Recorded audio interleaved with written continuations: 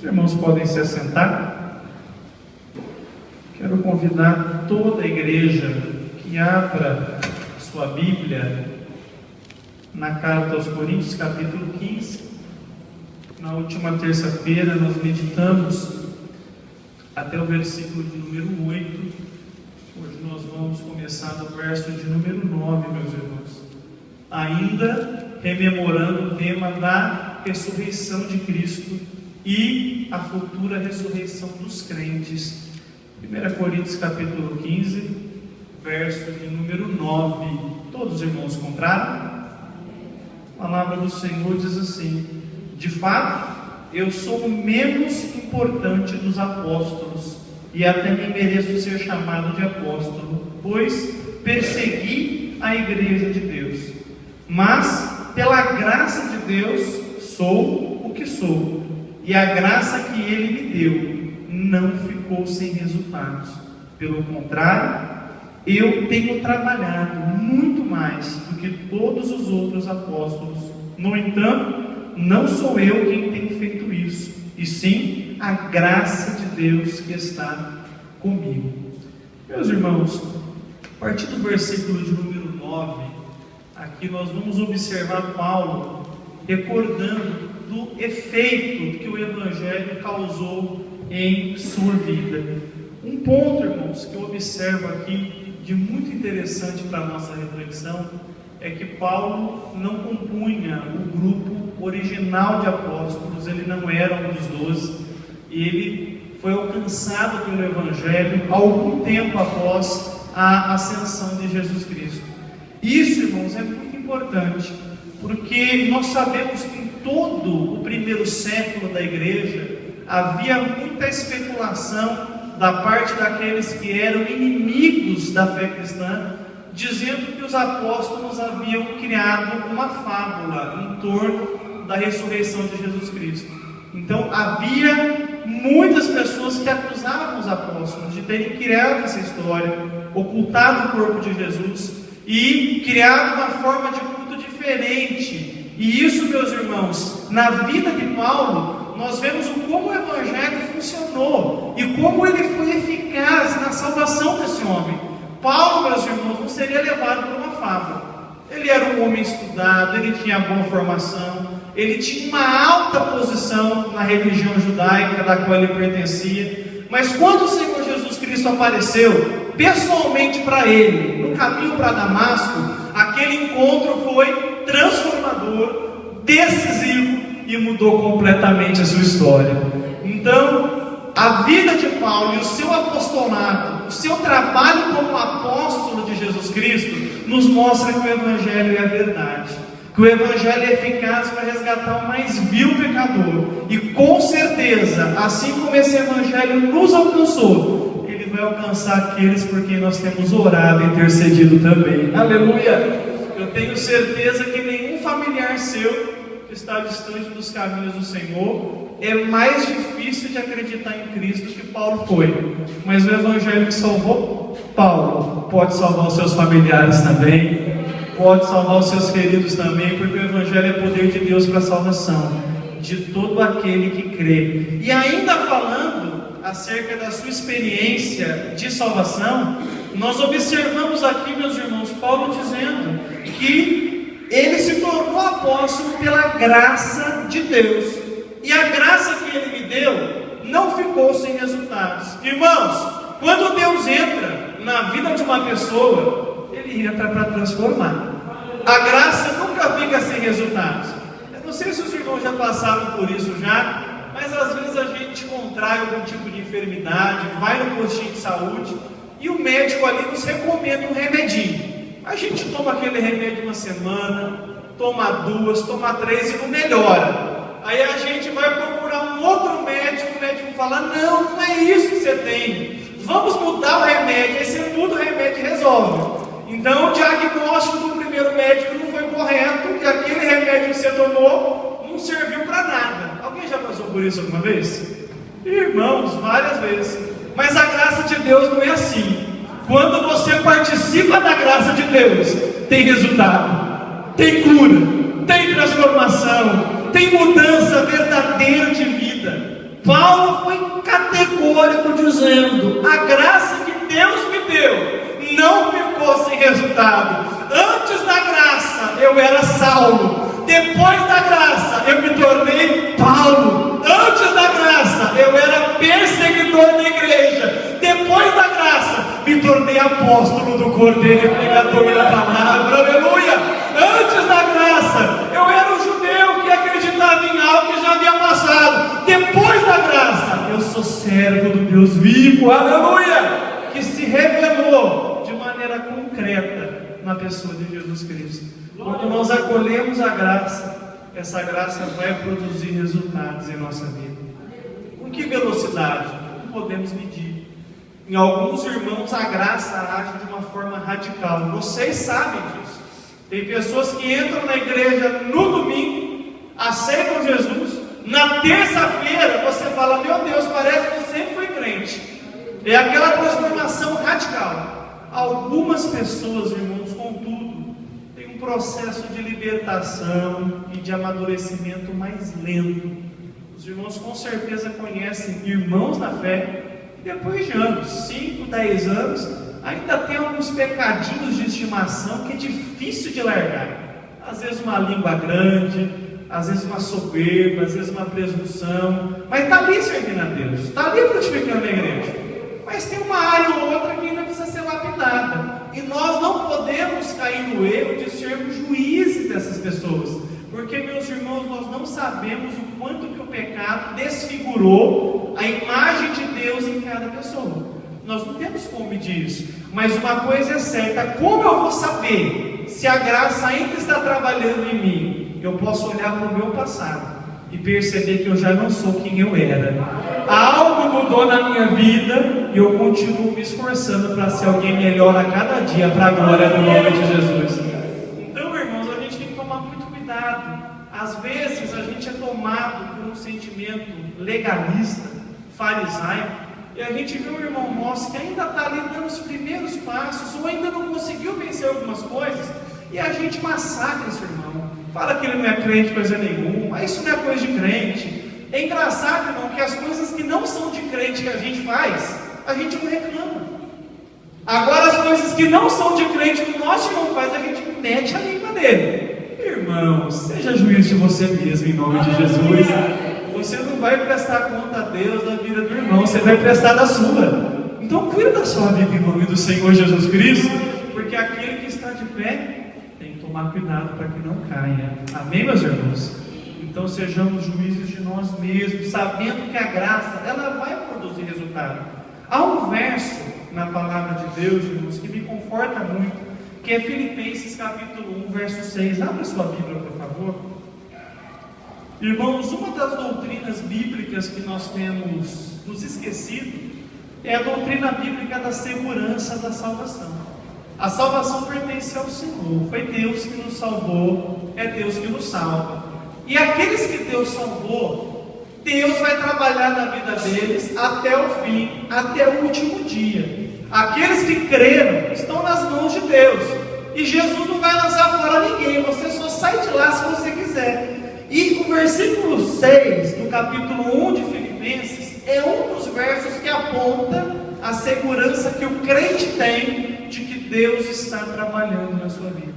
Está escrito assim: pois eu estou certo de que Deus, que começou esse bom trabalho na vida de vocês, vai continuá-lo até que ele esteja completo no dia de Cristo Jesus. Irmão, quem começou a obra na sua vida foi Deus. Você pode glorificar o nome do Senhor? E Paulo está garantindo para a gente que esse trabalho é bom e que esse trabalho não acabou ainda. Deus, irmãos, como aquele pintor que produz obras-primas, um dia ele faz um retoque, no outro dia ele observa uma coisa que não está boa, apaga e começa a fazer de novo. É por isso que a sua vida cristã tem altos e baixos. Você percebeu que tem semana que você está crente, irmão, parece que você está andando junto com os anjos, mas tem semana, irmão, que você está uma prova viva, está uma brigaiada, você está nervoso, e você fala: meu Deus, por que isso está acontecendo? É porque Deus está te retocando. Aleluia! Deus está trabalhando mais um pouquinho, e essa obra não vai terminar até o dia do retorno de Cristo Jesus. Aí, quando alguém às vezes me questiona de alguma coisa que eu fiz que não está muito certa, a minha resposta na ponta da língua: irmão, eu não estou pronto ainda. Deus ainda está trabalhando na minha vida. Então tenha paciência, ora por mim, eu vou chegar lá, eu vou acertar. Mas enquanto eu não estou acertando, é porque Ele não completou a obra na minha vida, e o meu coração está pronto para que Ele continue trabalhando em mim. Quantos aqui tem o coração pronto e querem que Deus continue trabalhando em suas vidas? É só você orar, meditar na palavra, e essa palavra vai promover uma transformação profunda na sua vida. Irmãos, versículo de número 10 ainda, a última fala de Paulo é muito importante para nós. Eu quero trazer uma reflexão para os irmãos. Ele diz o seguinte: olha, pelo contrário, eu tenho trabalhado muito mais do que todos os outros apóstolos. No entanto, não sou eu quem tem feito isso, e sim a graça de Deus que está comigo. Irmãos, esse é um versículo que a gente tem que meditar. Todos nós estamos engajados em algo para Deus, amém? Quem aqui está fazendo pelo menos uma pequena tarefa no reino de Deus? Quantos aqui? Todos vocês. Todos vocês. Quando você vem no culto, você está trabalhando pelo reino. Quando você oferta, quando você visita, quando você evangeliza, quando você dá bom testemunho, todos nós estamos fazendo pelo menos algo para o reino dos céus. Mas a gente não pode deixar que esse algo seja o motivo da gente ensoberbecer o coração. Ah, se não fosse eu liderando aquele conjunto. Ah, se não fosse eu naquele som. Ah, se não fosse as minhas orações. Ah, se não fosse eu tocando aquele instrumento. Irmão, não é você. Paulo reconheceu que o apostolado dele era resultado da graça de Deus operando na sua vida. Então, meus irmãos, quando a gente acerta, a glória de Deus, aleluia! E quando a gente erra, a culpa é nossa. Esse é o sentimento do cristão. Quando você acertar, foi Jesus que acertou através de você. E quando você errar, abaixa a cabeça, peça perdão para Jesus, e Ele vai te dar a chance para acertar da próxima vez. Amém? O que você estiver fazendo é a graça de Deus através de você. Olha para o irmão que está do seu lado e diga assim para ele: tudo que você tem de bom é Jesus em você. Diga isso para ele. É isso. Eu estava no batismo no domingo, encontrei um colega de trabalho, um irmão que trabalha como voluntário ali no Instituto Paulo Freire. Dei aquele abraço pentecostal nele e ele falou assim: pastor Serginho, esse sorriso que você tem contagia. Não tem como olhar para esse sorriso e a tristeza vir embora. Eu falei: amigo, Romanos 11:36 para você, porque dele, por ele e para ele são todas as coisas. O que tiver em mim é Jesus, porque Deus sabe que eu estou aqui moído e provado. E ele falou: verdade, pastor, tudo é Jesus. Eu concordei, tudo é Jesus, irmão, tudo é Jesus. Você pode glorificar Ele por isso? É Ele, não é a gente, mas a gente pode, com a graça dele, poder fazer algo bom para o reino e render glória a Ele através disso. Verso 11: assim, não importa se a mensagem foi entregue por mim ou se foi entregue por eles, o importante é que foi isso que todos nós anunciamos e foi nisso que vocês creram. Apesar de Paulo reconhecer que trabalhou muito mais que os outros apóstolos, ele em momento algum desmerece o trabalho dos seus companheiros. Irmãos, vocês se lembram que tem uma parábola na Bíblia que fala que para uns Deus deu 5 talentos, para outros deu 2 e para outros deu apenas 1. Cada um desses que recebeu uma quantidade de talentos os administrou. 2 deles com prudência, angariando mais, e 1 com prudência, escondendo o talento. Vocês conhecem a parábola. O que isso significa? Irmãos, há diferentes chamados, diferentes propósitos. Eu não posso exigir que você seja como eu, e de forma alguma você pode exigir que eu seja como você. Deus nos fez de uma maneira única e extraordinária. Deus fez você de alguma forma fora. Quando eu olho para alguns irmãos, eu glorifico a Deus por isso. Se tivesse 2, eu não dava conta. Graças a Deus, nós somos únicos. Graças a Deus por isso. Então, cada um de nós vai desempenhar um papel importante no reino e devemos reconhecer o trabalho dos demais irmãos na fé. Às vezes a gente não reconhece, irmãos, que para que a gente esteja fazendo algo, alguém trabalhou antes de nós, alguém se esforçou antes de nós. Então, mesmo que aquele irmãozinho, ele tem uma tarefa pequenininha no reino, aquela tarefa é importante. Paulo reconheceu o trabalho dos seus companheiros e nós precisamos reconhecer o trabalho uns dos outros, amém? Essa pessoa que está do seu lado faz algo lindo para Jesus. Você já parabenizou ela por isso? Falou, irmão, glória a Deus pela tua vida por estar fazendo isso. Dá uma encorajada nesse irmão que está do seu lado. Que bom que você canta no conjunto. Que bom que você contribui. Que bom que você vem no culto numa noite fria. Que bom que você visita. A gente tem que fazer isso. A gente é fácil para criticar, né, irmãos? E lerdinho para elogiar? Vamos inverter, vamos ser rápido em elogiar. Elogie bastante. Ah, mas não vou elogiar, senão a pessoa vai se encher, vai se inflamar. Você gosta de elogio, né? Mas você não pode dar para o seu irmão. Não, elogie um ao outro, e assim a igreja vai ter um ambiente de paz, um ambiente harmonioso. Quem é de Jesus não fica cheio de elogio, ele desce mais, ele se humilha mais. Aleluia. E assim funciona. Então reconheça o trabalho do seu companheiro. Verso 12. Se a nossa mensagem é que Cristo foi ressuscitado, como é que alguns de vocês dizem que os mortos não vão ressuscitar? Irmãos, aqui eu quero fazer uma pausa. Observe que Paulo é categórico em dizer que a mensagem dos apóstolos, a mensagem da igreja, é que Cristo foi ressuscitado. Essa é a coluna da fé da igreja. Apesar de nós quase não ouvirmos pregações mais sobre esse tema, porque ficou meio demodê, né? Fora de moda. Hoje a gente quer falar de vitória, de triunfo, de vida sem sofrimento, de cura, de sobrenatural. Mas a mensagem da igreja central é a ressurreição de Jesus Cristo. Essa é a fé da igreja. Por que eu estou aqui? Porque Jesus Cristo ressuscitou. Por que eu sou crente? Porque Jesus Cristo ressuscitou. Mas o que isso tem de importante? Tudo. Você conhece alguém que ressuscitou e nunca mais morreu? Quem conhece? Existe alguém? Se ele foi o primeiro e o único a ter esse momento, significa que ele é diferente de qualquer outro ser desse universo. Há algo de divino nele, há o dedo de Deus sobre o ministério dele. A ressurreição de Jesus mostra que ele é o enviado de Deus para salvar a humanidade. Aleluia!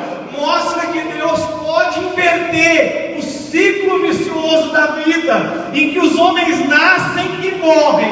Jesus foi o primeiro que nasceu, morreu e ressuscitou para nunca mais morrer. Então a ordem natural pode ser alterada. Deus é poderoso para transformar o natural em extraordinário.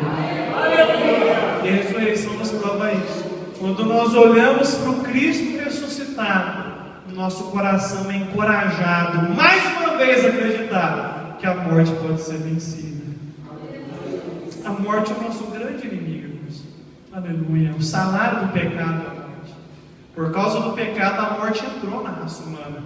E não vem me falar que você não tem medo da morte. Quem você tem? Você tem segurança de salvação. Mas se eu falar para você, você vai morrer amanhã, você vai coçar a cabeça, meu Deus. Com quantas pessoas tem que me acertar antes de me encontrar com Jesus? Vou ter que pedir perdão para o William, vou ter que conversar com o pastor, vou ter que ir lá dar um abraço, me despedir. Você vai ficar ansioso, apreensivo.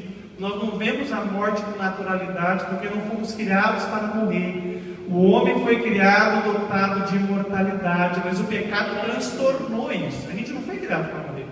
Então a morte nos amedronta. Nós não temos, de fato alguma, uma vida sem esperança por causa da morte, porque a gente sabe que a morte é o primeiro passo para o nosso encontro com Cristo. Então nós vamos encontrar com Ele após a morte. Eu sei que a morte para mim não vai ser uma noite escura, mas vai ser um dia glorioso, porque tombando na terra, eu vou estar no céu com o meu Salvador para sempre. Aleluia! Mas não acaba aí. Por quê? A ressurreição de Cristo garante que eu um dia também ressuscitarei. Essa é a esperança central da igreja.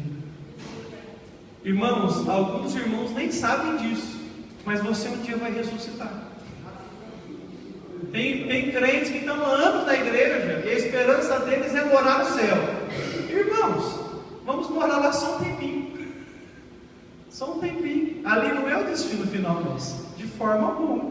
A gente vai estar no céu na ocasião da nossa morte até que Cristo volte. Cristo voltando e consumando tudo, meus irmãos. A Bíblia diz que a Nova Jerusalém desce do céu e vai ficar aqui. Aleluia! E você, meu irmão, vai ressuscitar. Você não vai ser uma alminha penada aí, como algumas pessoas pensam. Não vai ser um anjinho tocando harpa no céu. Eu não vejo a hora de andar nas nuvens tocando minha harpinha. Irmão, isso é pensamento pagão, católico. Você vai receber um novo corpo. Aleluia! Deus vai unir novamente os seus elementos, seu espírito, sua alma e seu corpo. Você vai receber um corpo transformado, adequado para a eternidade. Nunca mais você vai morrer, nunca mais vai pecar, nunca mais vai ter doença, nunca mais maldição, nunca mais abatimento. E com esse corpo, você vai atravessar todas as eras futuras ao lado de Deus, o Senhor. Aleluia! Você vai ter um corpo como o corpo de Cristo quando ressuscitou. Você pode glorificar o nome de Jesus por isso? Nós vamos aprender um pouco disso mais para frente. Mas a coluna da nossa religião é que Cristo ressuscitou. Isso que justifica estarmos aqui. Porque se Ele estivesse morto, a nossa fé seria uma fábula. Mas como Ele está vivo, a sua palavra é a verdade. E Ele pode justificar todos aqueles que creem nele. E se Ele ressuscitou, eu tenho esperança que um dia eu também ressuscitarei. Você pode glorificar o nome de Jesus por isso? Então, alguns irmãos ali em Corinto estavam afirmando que os mortos não iam ressuscitar. Olha que loucura, irmãos. Como é que pode uma pessoa que segue um Cristo ressuscitado duvidar da ressurreição? Como é que pode? O William passou recentemente por uma cirurgia na coluna. Ficou bom, meu amigo? Coluna tá boa? Tá bom mesmo, mas tá dando para trabalhar, para viver, para pagar as contas, né? Por causa disso, você não tem agora coragem para falar que a cirurgia resolve a coluna? Tem, é claro que tem. Viveu, experimentou, está seguro com isso. Irmãos, como é que pode um crente, e esse é o questionamento de Paulo, que está servindo um Jesus que ressuscitou, falar que não é ressurreição? Eu olhar para a sua fé e falar, nem meu Salvador ressuscitou. Então Paulo não admite isso. E a partir do verso 13, ele argumenta com os irmãos sobre isso. Se não existe a ressurreição de mortos, então quer dizer que Cristo não foi ressuscitado. Olha o risco de questionar a ressurreição. Verso 14. E se Cristo não foi ressuscitado, nós não temos nada para anunciar e vocês não têm nada para crer. Sem que a ressurreição seja anunciada, não existe cristianismo. Não tem como. Porque, irmão, se Cristo estivesse morto até agora, por que eu creria nele? Por quê? Se nem ele for capaz de vencer a morte, por que eu seria? Então a ressurreição é a coluna da nossa fé. Temos que estar atentos para isso. Versículo 15. E mais ainda, nesse caso, estaríamos mentindo contra Deus, porque afirmamos que Ele ressuscitou Cristo. Mas se é verdade que os mortos não são ressuscitados, então Deus não ressuscitou Cristo. Porque se os mortos não são ressuscitados, Cristo também não foi ressuscitado. E se Cristo não foi ressuscitado, a fé que vocês têm é uma ilusão e vocês continuam perdidos nos seus pecados. Irmãos, não acreditar na ressurreição é desmoronar e desmantelar todo o plano de salvação. Existe um verso na palavra de Deus que é muito importante para a nossa reflexão, que é Romanos, capítulo de número 4. Abra sua Bíblia, por gentileza.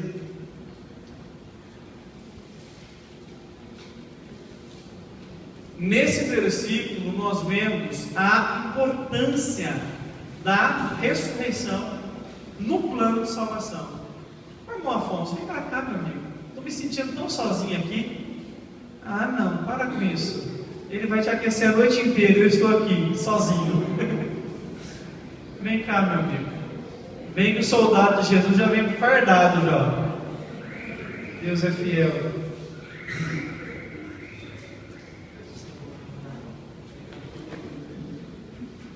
Todos acharam? Romanos capítulo 4, verso número 25? Está escrito assim: Jesus foi entregue para morrer por causa dos nossos pecados e foi ressuscitado a fim de que nós fôssemos aceitos por Deus. Algumas traduções dizem ressuscitou para a nossa justificação. A ressurreição é fundamental no plano de salvação. Por quê?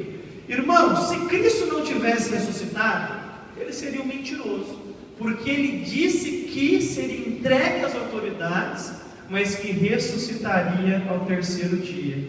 Então, se esse homem é um mentiroso, todas as boas novas que ele anunciou seriam apenas uma fábula e não teriam efeito de salvação. Mas como ele venceu a morte, Deus assinou que o ministério dele foi aprovado. Aleluia! Porque ele venceu a morte, ele pôde enviar a nós o Espírito Santo, como ele disse que faria. Ele disse: convém que eu vá, porque se eu não for, o Consolador não virá. Então, quando Cristo ressuscita e sobe ao céu, ele envia o Consolador para todos nós.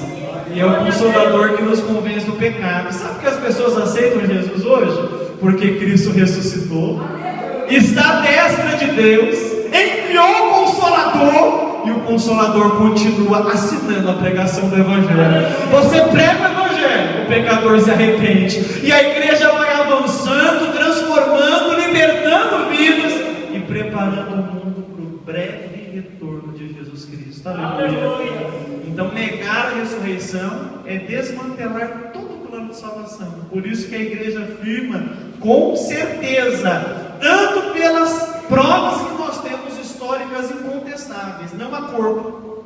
O sepulcro está vazio, ninguém achou o corpo de Jesus. Aleluia! Ninguém foi capaz de desmentir os apóstolos. Não há nenhum resquício na história que possa lançar qualquer tipo de dúvida de que ele está vivo. Aleluia! Então a história humana tem provas incontestáveis da ressurreição. As escrituras, que são a palavra de Deus, mencionam que ele foi visto a testemunhas oculares. Querido, negar isso é não entender o Evangelho, é não entender que Deus nos deu a melhor notícia do mundo, que a morte já foi vencida e um dia será vencida na vida de cada um de nós. Sabe aquele ente querido que já partiu, já está com o Senhor e você sente falta dele? A ressurreição garante que um dia nós vamos encontrar. Você pode glorificar o nome de Jesus? Nós temos saudades daqueles que um dia ficaram para trás, que muitas vezes partiram até sem dizer adeus, mas nós vamos nos encontrar com eles um dia. Aleluia! Se eles morreram na fé e nós nela permanecermos, um dia nós estaremos para sempre unidos com o Senhor. Você crê nisso? Pode glorificar o nome de Jesus Cristo. Verso 18: se Cristo não ressuscitou, os que morreram crendo nele estão perdidos. Se a nossa esperança em Cristo só vale para essa vida, nós somos as pessoas mais infelizes desse mundo. Irmãos, esse é um ponto interessante para a nossa reflexão. Por quê, meus irmãos? Algumas pessoas cristãs têm esperado em Cristo somente nessa vida. O que significa isso? Reduzir o Evangelho a uma proposta de qualidade de vida, de bem-estar. Por que você está na igreja? Eu estou na igreja porque Jesus me deu vitória. Glória a Deus por isso. Por que mais? Eu estou na igreja que desde que eu fui para a igreja eu passei a dormir melhor. Glória a Deus. Mas por que mais você está na igreja? Eu estou na igreja porque quando eu escuto o pastor pregar ou o conjunto cantar, eu me sinto bem. Glória a Deus. O que mais? Só por isso. Você está esperando em Cristo só nessa vida. Você não tem perspectiva das coisas futuras. E a ressurreição de Cristo lança o nosso olhar na eternidade. Porque, meus irmãos, a ressurreição muda absolutamente tudo. Tudo.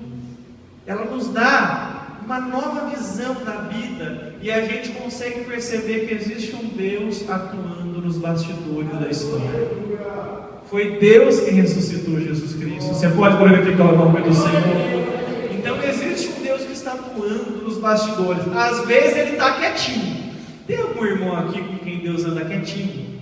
Tem algum irmão aqui? Faz tempo que você não ouve a voz de Deus. E você fala: meu Deus, o que será que aconteceu? Será que eu estou em pecado? Será que eu estou falhando? Será que eu não estou buscando o suficiente? Irmãos, pode ser tudo isso e pode não ser nada disso. Porque Deus às vezes se ausenta e às vezes se silencia para nos ensinar a andar por fé somente. Não ia ser bom, Afonso, se a gente acordasse assim: ai Deus, o que eu vou preparar para o almoço? Arroz, feijão e batata frita.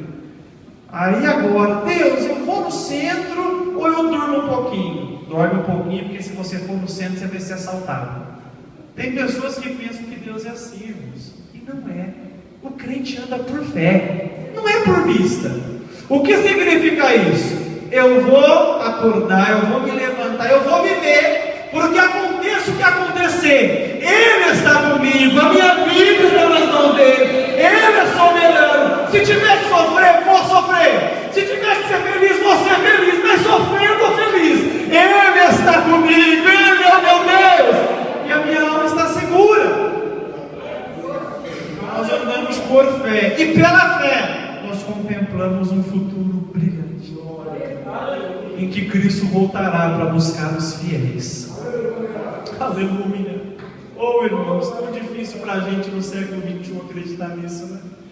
O mundo anda tão moderno e é tanta coisa, né? Tanto tipo aí de entretenimento, rouba um pouco a nossa visão espiritual. Mas, irmãos, o mundo está sendo preparado para o maior evento da história. Vai chegar um dia em que o noticiário vai dizer: desapareceu um povo da face da terra.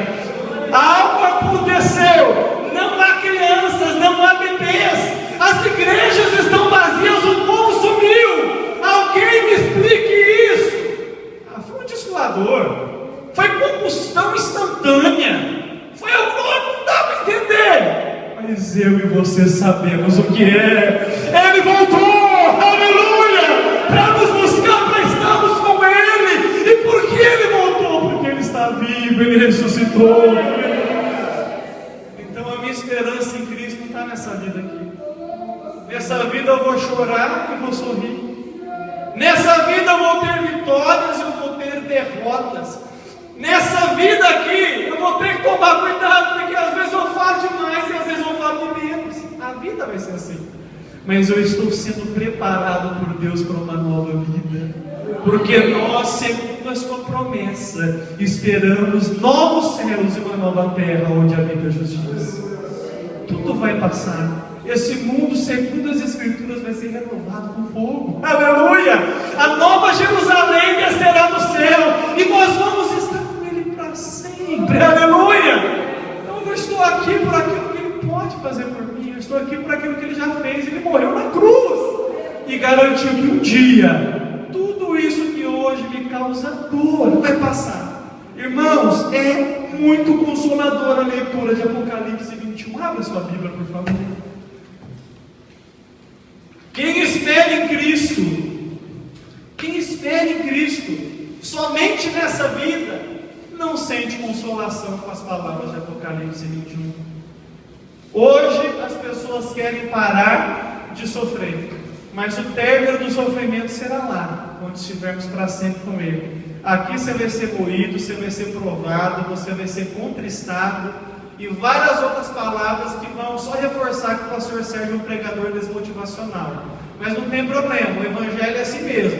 A gente não está olhando para a terra, a gente está olhando para o céu, de onde virá o Senhor um dia. E é por causa dessa certeza que nós vamos perseverar até o fim. Apocalipse 21, verso 1. Todos os irmãos encontraram? Essa é a sua esperança. É aqui que você vai ancorar a sua esperança. É para cá que você está caminhando.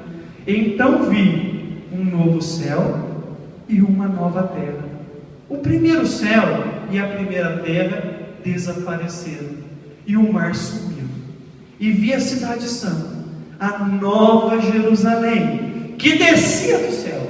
Ela vinha de Deus, enfeitada e preparada, vestida como uma noiva que vai se encontrar com o noivo. E ouvi uma voz forte que vinha do trono, a qual disse: agora a morada de Deus está entre os seres humanos. Deus vai morar com eles, e eles serão os povos dele. O próprio Deus estará com eles, e será o Deus deles. Ele enxugará dos olhos deles todas as lágrimas. Não haverá mais morte, nem tristeza, nem choro, nem dor. As coisas velhas já passaram. Aquele que estava sentado no trono disse: agora eu faço novas todas as coisas. E também me disse: escreva isso, pois essas palavras são verdadeiras e merecem confiança. Aleluia. Essa é a esperança da igreja. Aleluia. A gente se compadece porque alguns irmãos aqui da igreja estão chorando hoje. Deus sabe como é que está o seu coração, eu talvez não saiba. Talvez eu perceba que eu já vi que o rostinho de alguns irmãos está batido hoje.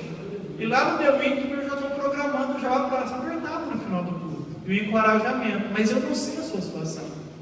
Mas Ele sabe. Ele sabe.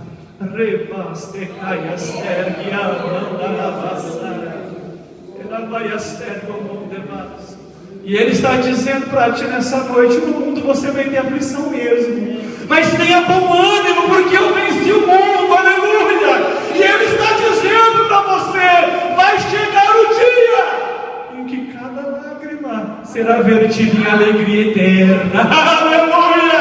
Glória a Deus, glórias a Jesus.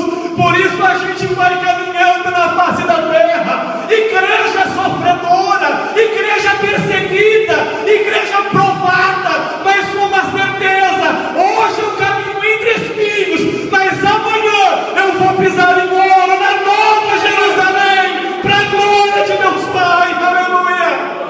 Essa é a esperança da igreja. Então, irmão, prossiga em nome de Jesus, porque o teu Salvador peleja por você. Aleluia. A nossa esperança em Cristo não está nessa vida aqui. Não. Nós não somos as pessoas mais infelizes. Nós somos o povo mais alegre da terra, porque a gente sabe que um dia estaremos para sempre com Ele. Aleluia. Versículo de número 20. Depois que Paulo argumenta e desmonta todas as afirmações errôneas que os coríntios tinham sobre a ressurreição, ele vai reafirmar essa que é a crença central do cristianismo, a nossa fé. Mas a verdade é que Cristo foi ressuscitado, e isso é a garantia de que os que estão mortos também serão ressuscitados. A ressurreição de Cristo garante a nossa futura ressurreição. Verso 21. Porque assim como por meio de um homem veio a morte, assim também por meio de um homem veio a ressurreição. Assim como por estarem unidos com Adão todos morrem, assim também por estarem unidos com Cristo todos ressuscitarão. Irmãos, eu sou apaixonado por essa analogia que Paulo faz nesses dois versículos, ao colocar lado a lado Adão e Cristo. Nós sabemos, irmãos, que Cristo é chamado de o segundo Adão. Por que foi feita essa analogia entre o primeiro Adão e o segundo? O primeiro Adão representa toda a humanidade. Foi por ele que o pecado entrou no mundo. Então todos nós morremos em Adão. Todos nós estamos condenados em Adão, e se permanecermos nele, não há esperança de vida ou de salvação para a gente. Então Adão, ele é um personagem histórico, sim, mas também teologicamente ele é símbolo do fracasso humano. Ele é símbolo da rebeldia humana. Ele é símbolo da insistência do homem de pensar que pode viver independente de Deus. Em Adão todos morrem, em Adão todos fracassam. Adão simboliza a humanidade caída e alienada de Deus. Adão é expulso do jardim. Não é interessante? Ele é lançado fora, porque o homem do seu pecado ele está distante de Deus. Mas Cristo agora, ele é o segundo Adão. porque ele concretiza e acerta em todos os pontos que Adão falhou, e pode então ser o melhor representante da raça humana. Você tem que escolher se você vai seguir Adão ou se você vai seguir Cristo.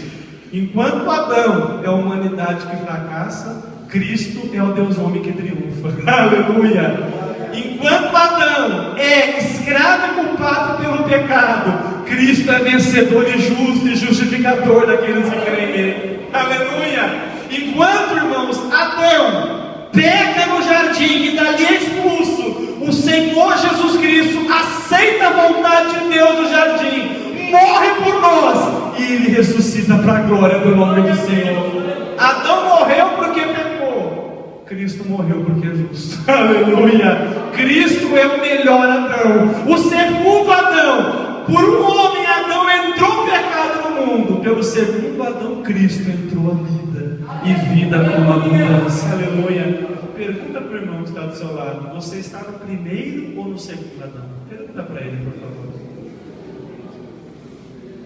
Você tem que estar no segundo, que é Cristo. Por Adão veio a morte, e pelo Senhor Jesus Cristo a ressurreição. Aleluia! Glórias a Deus. Por estarem unidos com Adão, todos os homens morrem. E todos vocês estiveram unidos com Adão um dia. A gente carrega essa marca, esse estigma, mas pela fé salvadora, pela revelação do Espírito Santo que nos convenceu do pecado, da justiça e do juízo, nós fomos unidos a Cristo. E agora nós podemos caminhar em novidade de vida. Amém, meus irmãos? Versículo de número 23 é um outro verso que eu gosto demais aqui, meus irmãos. Ao dizer assim: porém cada um será ressuscitado na sua vez. Cristo, o primeiro de todos. Depois, os que são de Cristo, quando Ele vier. Meus irmãos, eu acho interessante que Deus, Ele é ordeiro, né? Ele é organizado. Para Deus, tudo tem um momento certo. Eclesiastes 3:1 diz o quê? Há um tempo determinado para quê? Para todas as coisas, para todo propósito debaixo do sol. E aqui nós vemos, irmãos, que até na ordem da ressurreição, Deus é ordeiro. Fala para o irmão que está do seu lado: Deus não gosta de bagunça. Fala para ele. Fala assim: arruma aquele guarda-roupa em nome de Jesus. Aquela dispensa, tira aquele lixo do quintal em nome de Jesus. Não é? Deus é ordeiro. Deus gosta de tudo arrumadinho, tudo organizado. Irmãos, e na ressurreição, mais uma vez Deus vai se mostrar ordeiro. Por quê? Há uma ordem estabelecida. A palavra ordem aqui, quando está escrito cada um a sua vez, é a palavra grega tagma, que significa a ordem de um ajuntamento militar. Por isso que eu trouxe esse homem aqui, ó, meus irmãos, ele é símbolo aqui de ajuntamento militar aqui nessa noite, está até com traje. Irmãos, e na ordem, veja que interessante, Cristo tem que ser o primeiro. Irmãos, Cristo tem que ter primazia em tudo. Se Ele é o primeiro, no ajuntamento Ele está na frente. Aleluia! É Ele que comanda a tropa. Glórias a Deus! É Ele que tem que estar na nossa frente, para nos guiar até as mansões celestiais. Aleluia! Muitas vidas fracassam porque Cristo não tem primazia. Quantas pessoas trocam um culto por um shopping? Uma festinha, não é? Por que faz isso? Porque Cristo não tem primazia. Porque se tivesse, trocariam. Agora, você quer ser vitorioso na sua fé e viver o cristianismo autêntico, Cristo tem que estar na frente. Buscar primeiro o reino de Deus e a sua justiça, e todas essas demais coisas que é o necessário para a vida vos serão acrescentados. Amém? Quantos querem ter Cristo na frente? Glorifica o nome do Senhor. Mesmo que você não queira, Ele vai estar porque Ele tem primazia. Aleluia. Você pode até pensar, mas Ele está. Aleluia. Louvado seja Deus. Então, primeiro é Cristo. Quem que vem depois? Os que são de Cristo. Quando Ele vier. Quem são esses que são de Cristo? Irmãos, a resposta disso está em 1 Tessalonicenses, capítulo de número 4. Vamos ver.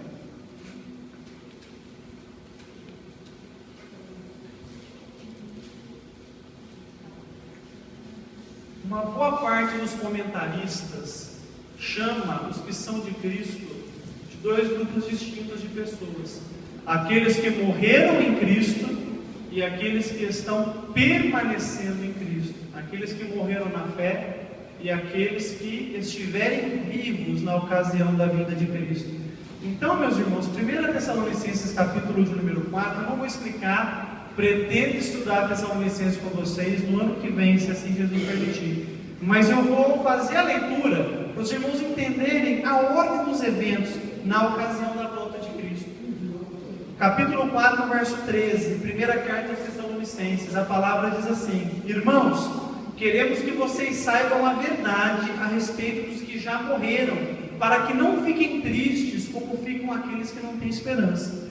Nós cremos que Jesus morreu e ressuscitou, e assim cremos também que depois que Jesus vier, Deus o levará de volta, e junto com ele levará os que morreram crendo nele. De acordo com o ensinamento do Senhor, afirmamos a vocês o seguinte: nós, os que estivermos vivos no dia da vinda do Senhor, não iremos antes daqueles que já morreram, porque haverá o grito de comando e a voz do arcanjo e o som da trombeta de Deus. Então o próprio Senhor descerá do céu. Aqueles que morreram crendo em Cristo ressuscitarão primeiro. Então nós, os que estivermos vivos, seremos levados nas nuvens junto com eles, para nos encontrarmos com o Senhor no ar, e assim ficaremos para sempre com o Senhor. Aleluia. Ele virá, e esse dia está próximo. Aleluia. Ah, pastor, eu sou crente há 30 anos, e faz 30 anos que eu estou ouvindo que ele virá e ele não veio. Então, ele está cada dia mais perto. Já faz 30 anos que você está esperando, o dia está cada vez mais perto. Cada dia que passa é um dia a menos para ele voltar. E ainda que tenhamos que esperar anos, a morte pode nos alcançar a qualquer momento. Em qualquer situação, nós nos encontraremos com ele. E precisamos estar preparados. E como que está a nossa vida, irmãos? Como que está a nossa fé? Como que está a nossa comunhão, nosso comprometimento com o nosso Senhor? Irmãos, o crente, ele tem que realmente decidir a quem ele vai servir. Josué disse: olha, eu e minha casa serviremos ao Senhor. Você tem que tomar essa sábia decisão de consagrar sua vida para servir aquele que na cruz do Calvário entregou a vida por você. Porque um dia, irmãos, nós vamos nos encontrar com ele. O versículo de número 24 é um dos versículos que mais me causam temor aqui no capítulo 15. Porque ele fala, meus irmãos, que depois do evento da ressurreição de Cristo e a posterior ressurreição dos fiéis, que acontecerá no retorno de Cristo, virá o fim. Irmãos, está escrito no verso 24: e então virá o fim. Cristo destruirá todos os governos espirituais, todas as autoridades e poderes, e entregará o reino a Deus, o Pai. Aleluia. Irmãos, esse mundo caminha rapidamente no fim.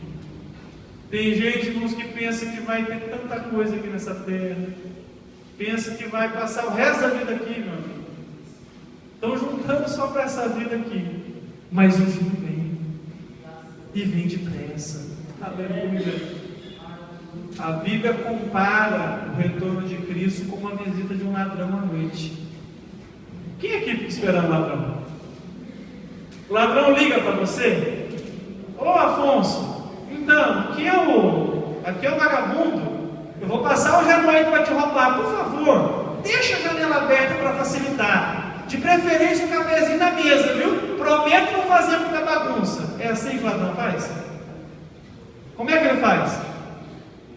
Ele vem, não dá satisfação para ninguém, pega aquilo que ele pensa que é dele e vai embora.